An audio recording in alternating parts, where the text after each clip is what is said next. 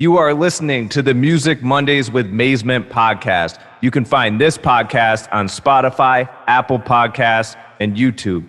For more information, go to musicmondayspodcast.com. In this episode, not only are we going to celebrate 50 episodes down, but we are also going to get into some of the latest news, cover some of the latest things going on in the music industry, also around the local music scene here in the New England area. And we are going to get into another Rize Up exclusive, this time with Corey Rieman, frontman of the Dilemma Band. And then we're going to close out this episode. Here it is.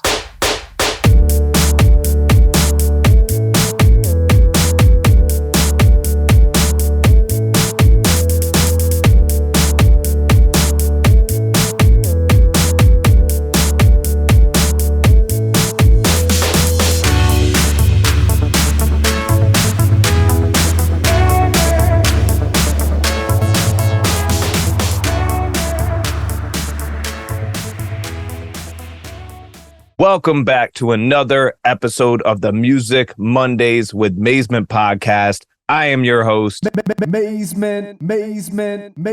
And here's a fact. Music Mondays, music facts. Pearl Jam's cover of Last Kiss only cost them $1,000 to record. Music Mondays, music facts.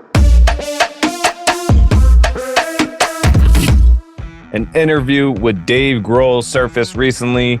I got excited because obviously, like many others, I haven't seen him since the loss of drummer Taylor Hawkins.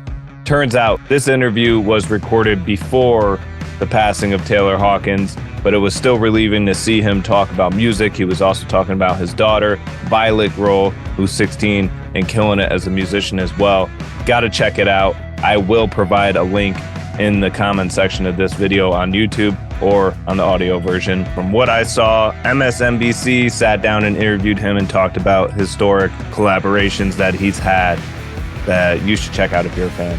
If you're in the New England area or surrounding states, you would know that there's been a heat wave going on lately. Well, there also has been in other countries such as France, which southwestern France is also experiencing wildfires, I believe due to this. Don't quote me on that.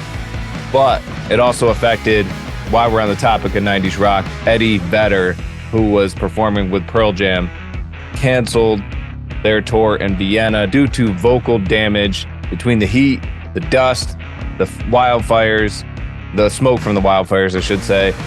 I'm sure it took a toll on his throat and voice, and they had to cancel a show because of it. Hopefully he recovers. Sad to hear. If you didn't catch it in the news, last year in February, Lady Gaga's dog walker was walking 3 of her dogs in Hollywood, I believe, and he was shot in the chest. 2 of the 3 dogs were taken, I believe, or something like that, but unfortunately the dog walker, his name was Ryan Fisher, died from this gunshot wound. The dogs were later returned to a police station, but there was multiple people charged with this. You're probably wondering, why you tell me about a news story that was years ago? Well, there's a point to this. So the point is, this dude that shot him, not going to say any names here, but he just got released from prison accidentally. He was on like $3 million bail or something like that, and there was an administrative mistake. He was released. Now there's like a $5,000 reward to put him back in jail. Like, I think it should be a little bit more than that, because we got to get him back in, because obviously he's dangerous. Very sad to hear. Hopefully he's detained soon and nobody is harmed.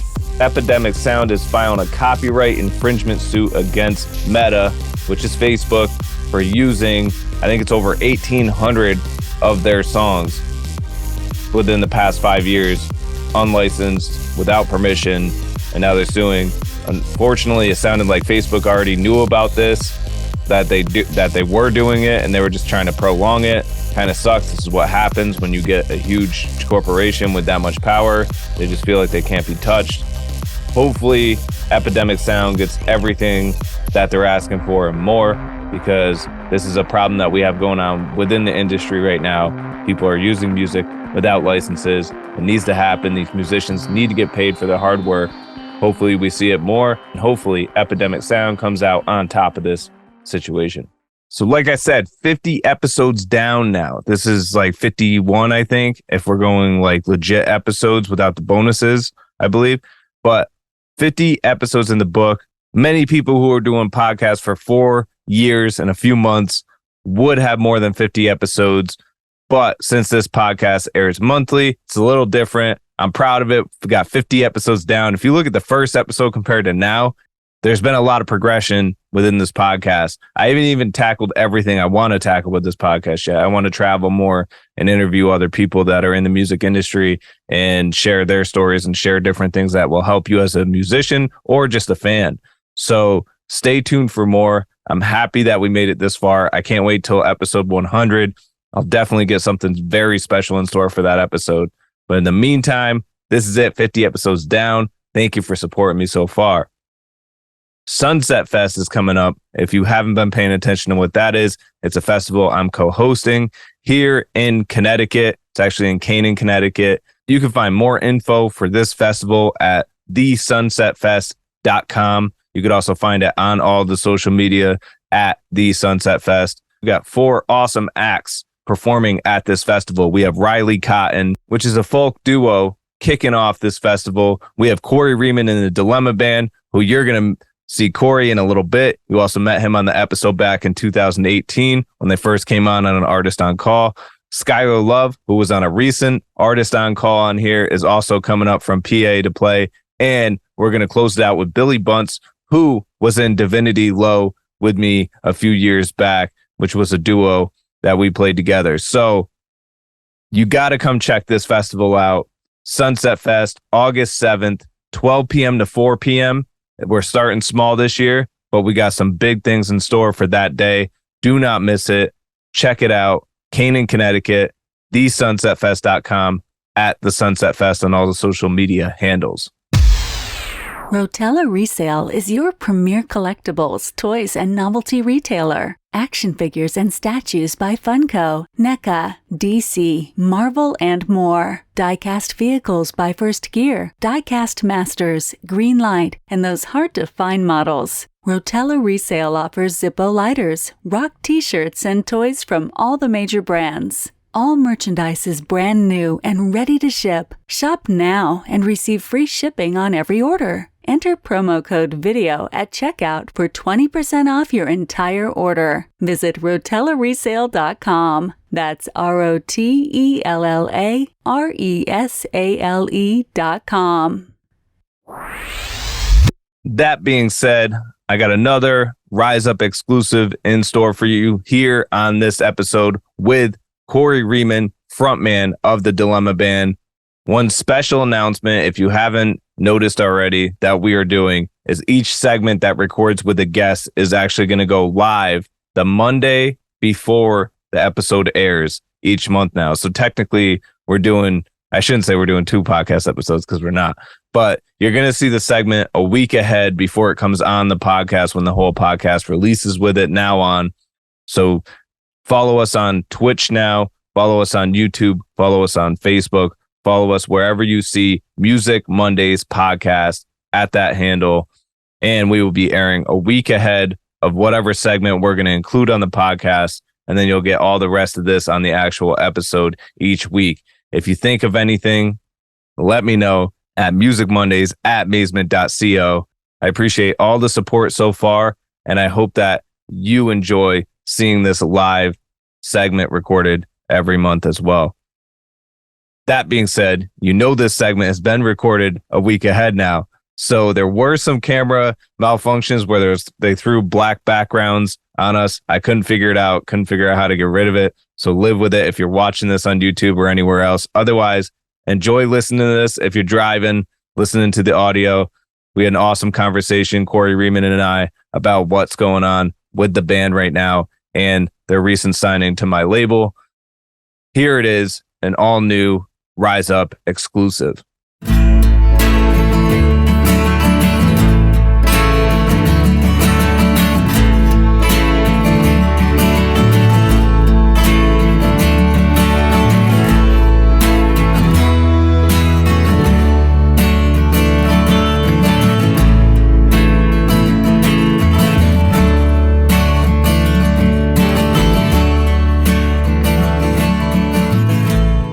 We are here with Corey Rieman from the Dilemma Band, recently signed to the Rize Up Entertainment record label here. How you doing, Corey? I am doing fantastic. Thank you so much for having me, Alex. Dude, it's been 4 years since you've been on this podcast originally, because originally you came on with a rendition of the Dilemma Band, which is where I personally discovered you guys. Now, since then, how much has the band changed, would you say? I don't know. There was a plague. And I feel like things changed. I don't know if you were aware of this thing. There was this huge, there was a giant lockdown and then 3 years of craziness and pandemic and pandemonium and whatnot. And as seems to have been the course for many a thing and many an outlet in the world and many a facet, no, things just changed with it. The world changed. And with that, I think, if something as vast as the world is going to change, I think a band can change as well. And I want to say for the better. Oh, I'd say so. Absolutely. And over that time, most bands suffered because they didn't get to go perform. They didn't, places locked down. Did you see any sort of impact on that? Like, were you still playing live? Well, yeah, we knew that things had to be different because we also did not want to be, the one thing you didn't want to be was the band that had an outbreak at your show. So we figured out how to do things safely. We figured out first which events were safe, what wasn't safe, things that were, doing things the right way, or parties that were not crazy where they told us, listen, here's what's going on. If people wanted our vax cards, we had them ready. People want us to wear a mask. It's just like if you go to someone's house, they ask you to take your shoes off. You take your shoes off. Pretty much. Put the mask on. We put the mask on, and we did that during that. We played some weddings and some parties, and know what? I want to tell you that's some of the absolutely most artistically fulfilling stuff I've ever done, because it was a whole new world. The party was almost like parties were a new thing again, and it was expressive, and there was a lot of joy that came from that. And during that time, weirdly enough, while there was so much hell and horrible, there was chaos in the world, it was nice to be one of the few moments of, brief joy, finding the times to do. We got to play in New Britain on the in Walnut Park in the amphitheater there, which is a gorgeous amphitheater, and it was one of the first live music events. We were at Stella Blues in New Haven. Oh, wow. When for the first weekend that they were opened back up. It was a wild time, truly. Now, out of all the places that you played, whether it's a pandemic or over the years, what was your favorite that you've ever played so far? That I've ever played? Yeah, if you had to pick one. I know that's a tough question, but that's a really tough question. Because there's so many places that are just I just love playing there in general. Like, I will always tell you that, the Old Well in Simsbury is just, I love being there. But the coolest place, okay, this is cool probably for a whole different reason. One time we got to play a wedding in the Dinosaur Hall of the Peabody Museum in New Haven. That's kind of cool. That was, and the cocktail hour was in the different rooms of the museum. So the guys in the band all split up, and I'm playing in a gem room, and someone's playing in a room with taxidermy, and getting to do stuff like that is wild. And then I have to say the coolest show though, absolutely coolest, as far as just the rock and roll thing goes, played at Watkins Glen 2 weeks ago at the Raceway in front of 10,000 people. That's an insane feeling. And when it's you're looking and it doesn't look like it's that many people, but then you realize oh no, there's a bear. When you're playing a show with a barrier that's up, that's wild. Right. It's pretty crazy. I can't imagine what that must feel like to be up there, especially in front of 10,000 people. That hasn't happened to me. I will say this. I was trying to get you to know. I did try to FaceTime you. Yeah, I know. And it's crazy because I see the videos afterwards. I'm like, I should have made the trip to Watkins Glen, but that's for another conversation. No, you should have just at least picked up my FaceTime. Yeah, seriously. Well, the other thing, So while you're up on stage, you're looking into the crowd, and at a lot of these places, I'm sure the crowds change. I'm sure the demographic changes depending on what the event is and all that. I'm sure of that. But if you had to say that you saw your biggest fan up in front of one of these crowds, what would that fan look like? Would it be a young kid, or would it be an older adult? Like, what would you say your biggest fan would be? That is the weird thing. That is absolutely the weird thing with this music, like that we're playing. Like, on the one hand, our biggest fan could be somebody's mom or dad, and it can go either way. Like, I love that, like, Fleetwood Mac and Chicago, they're both two bands that can walk that line between mom rock and dad rock. Yeah. And I love that end, but at the same time, you can also get, waitresses in Pennsylvania who fall in love with the music too. So, that's there. I don't know if there is a definitive, your stereotypical dilemma fan. Yeah. No, it's very true. Like, by being around you guys, usually has hearing. Yeah, that's like the guideline, right? It's so far human. We haven't experienced anything away from that, far away from that. Not like, and again, if for all, I'm not trying to discriminate against my non-sentient fans. Apologies to you. If there's an awareness month, I'll donate. I was going to say some of them are a little crazy, but in a good way. Absolutely. Oh no, and it's fun. We've had for it's crazy for the last like over a decade of playing music. Yeah, no, you find out that you have some fans that show up to things, and they're still showing up to some of my shows. Right. Showed up when I was a kid, and then all of a sudden they're still showing up. It's like, wow. Yeah. Been a while. No, that's very true. That's very true. And in the past, your performances, your way of performing, the way you write, the way you sing, you've been compared, and you've talked about having the influences of like Paul McCartney or Springsteen and other influences. But what is it that influenced you to play the harmonica? The harmonica. So my uncle, when I was probably 4 years old, gave me a harmonica. And I heard Paul Butterfield, and that was magical. And then I heard the Jay Giles Band, and Facebook censors, please don't shut me down, because this is literally this guy's stage name. Their harmonica player was a dude named, and he's still alive, named Magic Dick. And Magic Dick could do things with the harmonica. Magic Dick could blow and suck the harmonica like no one else could. I don't know if you want to hear about Magic Dick blowing and sucking coming out of my mouth on your show, and I apologize for that, but blame Howard Stern for that joke. But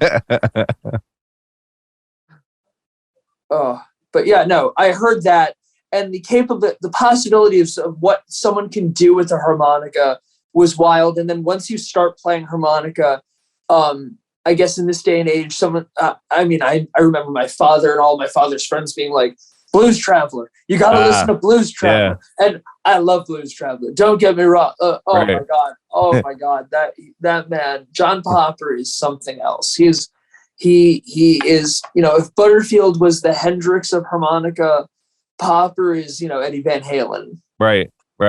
Yep. And let it be known that I do not advocate the standing of, or I'm not the biggest stan. I love Hendrix. I do. I cannot get behind him being the greatest of all time as far as the guitar goes. I think he was a better songwriter than he was a guitarist. Well, hot take. On that note, though, who would you say would be the best guitarist? The best guitarist? I mean, me personally, I always go Stevie Ray Vaughan, because I haven't seen anything that really tops him yet. But I mean, it all depends on what you're into. Am I allowed to say Brother Dave? Hey, you know what, dude? Like, especially if it's a personal experience and I've witnessed it firsthand, like, Brother Dave could definitely be a candidate in this category. Because I'm sorry, I think he'd blow. And again, I know that I was literally talking about how I shouldn't say this at all, but I know there are purists who will be annoyed about my Stevie Ray Vaughan opinion. Yeah. But like, you know what? If I just shortlist off the top of my head, the guys who I think get underrated and probably are better than everyone, if I just had to quick answer, Jeff Beck. Oh my Okay. God. Okay. Oh my, listen. And again, I've always been a Clapton is God guy. I'll admit it. I'll be there. But there is no one who sounds like Jeff Beck other than Jeff Beck. Right. Oh, he's very, very original. Yeah. Oh God, phenomenal. Absolutely phenomenal. In love with that man's playing. He was one of those guys that I was like, you can do that with a guitar. Yeah. No, he's also experimented with music in general so much over the years that it's like, dude, what can't this dude do? There is nothing. Right. There is nothing. Speaking of which, the song that you just released, Sweet Woman, you wrote the song, you played guitar on it. Yeah, I know you did some other layers because I was in the studio with you working on them. Tell me a little bit about that song. What motivated you to write that song and when? So that song is close to, no. Okay, that's not close to 10 years old because it was my senior year of high school. So we're not going to say that. But possibly within the close relative range of that, maybe. I don't like that. Oh, I'm just having that kind of realization. Ew. Oh boy. But no, and it's a very innocent song. It is, but there are the people who bring out that cute side of you. The one, for lack of a better term, the one that just kind of makes you just smile and gush and just like just turn into it. The ones who just turn you into a nerd because they're just so nice. Because they're sweet. That's where this song comes from. That place in your heart. There's a, and again, every song I know has definitely, has some kind of personal seed that goes into it. But a lot of when I write, I don't want to write something that's specifically what I did. This is something I think. This is something I do. Because songs get heard by multiple people. Right. And I would rather take my experience and find kind of the fundamentals. What is it with my experience that everyone can get behind? What is it about my experience that's empathetic to everybody? Right. So, and it's an old memory that stuck with you, and it's an old feeling in a way, because you've probably, people that listen to this song have probably had numerous instances when this happened to them, different occurrences where they thought of somebody that was really sweet to them or something, and like a crush, and it happens. I had a wonderful moment with this. So I had a friend, she's wonderful, Sarah Walters. She's a friend of mine who she heard that song when I first wrote it. She was one of the first people I showed it to. And when she saw that song was finally coming out, she freaked out. She freaked out. She's like, I've mentioned this song to people. I'm like, really? She's like, I remember when you wrote this. I loved it then. I mention it all the time. I'm like, insane. This is crazy. So, Sarah, if you're listening, if you hear this, thank you. Thank you. That made my day that day. But yeah, no, and it's cool and that is the fun thing about releasing a song so long after writing it. That is kind of fun, and it's also evolved with your talent over the years too. If you think about it, because when you wrote that, let's just hypothetically say it was a decade ago.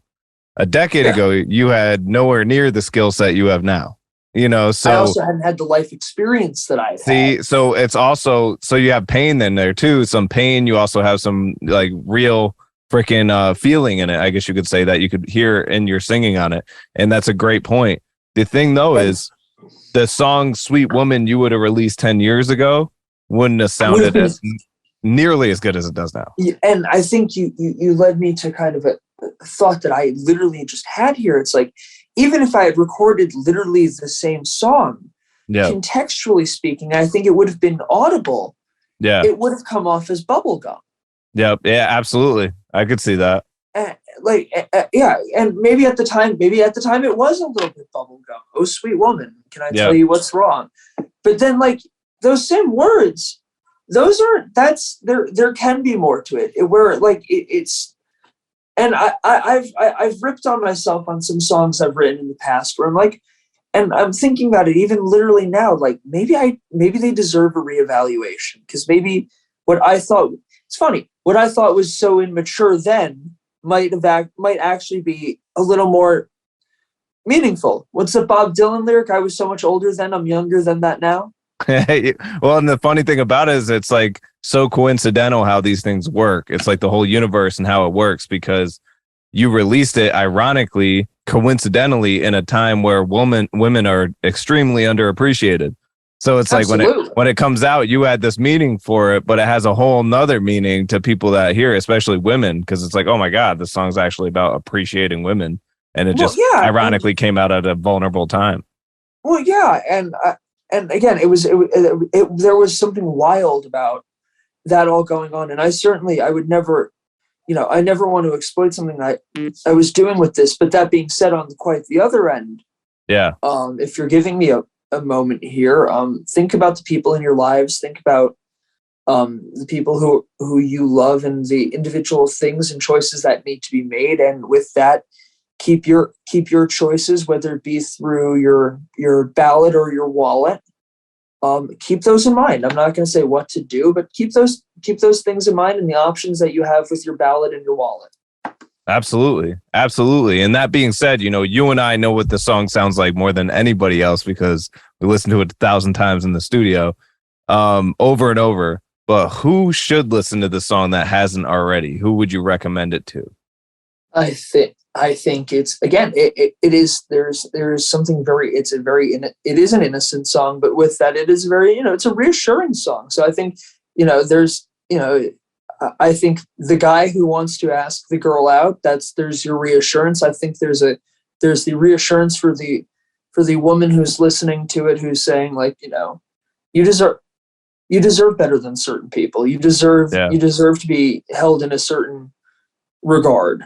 I don't, and maybe it's cliche and maybe it's the easy way out. I don't see someone who shouldn't listen to it. There's nothing offensive to it. There's nothing that someone who doesn't, or who likes certain music won't like about it. Not for nothing. Have you listened to the beginning of Nothing Else Matters by Metallica? That's not exactly there's something for everyone there. And I think it's fun. It was fun getting to put that song together. The string arrangements that Cody Lord did were phenomenal. Getting to work with Joanna with the vocals, that was incredibly fun. It was a nice time. I will say it was pretty powerful being I wasn't in the studio with Joanna, so I can't say anything about her. But when Cody Lord was there and he came in to lay down the violin layers, it was so crazy. It was like magic, like watching all these layers just come together right before you, because a lot of it was improvised just to see how it was going to sound, and it ended up sticking. It was all natural. It all happened right on the spot. It's not like we had to do 1,000 takes of all these different instruments, which was the craziest thing, because that's what I'm used to, with other bands, but you guys pretty much got it right down.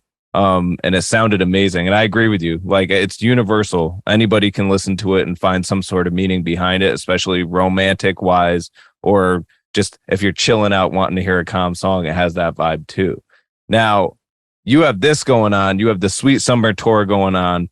Anybody can find information on this at thedilemmaband.com. What are some things that you are looking forward to right now? What am I looking forward to? We're playing in some, oh boy. Still there? There I am. Yeah, I'm good. There you go. Cool. What am I looking forward to? We're playing some cool places throughout the summer. We were actually just talking this afternoon. We're going to get to play at the Eisenhower House in Newport, Rhode Island. That's where Dwight Eisenhower used to, when he was the supreme commander of the Allied forces, when he was in the United States, that was his headquarters. Now they have weddings there. What a turn! He helped part of the planning of D-Day was done in this house, and now there's weddings there. It's also on a fort that was being used since, barely after the colonial America. So like, That's pretty cool.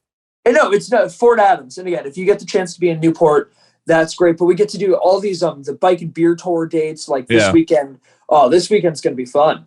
We're going to be in New Hampshire doing a twofer. We're doing 2 shows on Saturday. In the morning, we're going to be doing the bike and beer show, bike and beer tour at Smutty Nose Brewery in Hampton, New Hampshire. Oh, wow. That's going to be a great time. Every time we get to go, there's like 1,000 people there. And if you want, there are still tickets, I believe, available. If you want to just show up for the after party, which we play at, there is a code, Dilemma, literally just Dilemma. You get your after party pass. And then we will be at the Live Free or Die Tattoo Festival. And it's going to be so funny when the probably going to end up being shirtless frontman has no tattoos. My parents never, ever had to worry about me getting tattoos, earrings, or doing heroin. I am afraid of needles. I hate needles. You're like the most innocent rock star ever. I swear, like when I wrote Ice Cold Rain, my song, when I was in the hospital, I was like, I'm hopefully never going to have an opportunity to write while, under the spell of an opioid. I was on morphine. I'm like, This is my one opportunity to have a Keith Richards moment. Right. Like, I'm like, I need to find these, and maybe there's something more beautiful, sacred, and wholesome to that. Possibly about not being a junkie and having your junkie song. But there was a difference, though. It's not like you were recreationally taking. You actually needed the morphine in the case, so it is different. I was actually. I remember literally asking, "Hi, can I not take this?" And they're like, "You have a tube in your side, and you're still in your bed in the fetal position. You need to be on something." Seriously, absolutely, especially in that case. And the bright side to it is that's a song that I don't want to give anything away, but it could be re-released someday. It might be. We just can't say any more than that. That's all I can say. Yeah, no, it could deserve some reevaluation in the studio again. And again, I think it would still feature Keith Burwood and the ambient guitar work that he did on that. Phenomenal. Heck yeah. He does some of the storytelling for me. With the guitar. You want you want a fun little thing about that? Yeah. So that is literally 2 guitar solos. Oh, is it really? They're playing at the exact same time in the complete opposite ends in stereo. Because what you're coming out of that second verse, which is kind of about the dichotomy, the confusion, what's going on there. So it's like I had these 2 solos, and instead of breaking the 2 solos up into one solo, I'm like, kind of goes thematically here. Right. And I love using the stereo mix for storytelling. You should use it. It's there. Having things pan certain ways. So panning's everything. You're getting 2 different guitar solos. So That's if you crazy. take your headphones off and you listen through the solo section twice, you're going to hear 2 different things going on. Dude, I got to listen to it again because now you got me thinking. I'm like, did I hear anything different? Because I swear I didn't. Like, that's crazy. Y'all heard it first. That's so sick, man. Well, dude, thanks for coming back on this podcast once again. I know we're going to have you on a bunch more, but I wanted to get you on here for a Rize Up exclusive so everybody could see who you are, meet who you are, frontman of the Dilemma band. We're definitely going to get the whole band on here, maybe even do a 1x1 type thing. But thanks again for coming on, man, and can't wait to hear more from you soon.